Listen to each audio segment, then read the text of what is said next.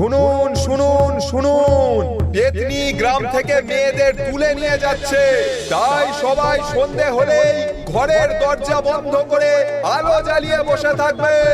শুনুন শুনুন শুনুন, পেতনি গ্রাম থেকে মেয়েদের তুলে নিয়ে যাচ্ছে। না না, আমি পারবো না, সব কাজ আমার উপর। এই এই একদম বাজে কথা বলবি না দিদি। বলি রান্নাটুকু ছাড়া তুই কোন কাজটা করিস শুনি? আর তুই তো সারাদিন ওই কিসব ঝাড়ফুঁক নিয়ে থাকিস। আরে বাবা, ওটা তো আমি পড়াশোনা করি নাকি? পড়াশোনা না ছাই।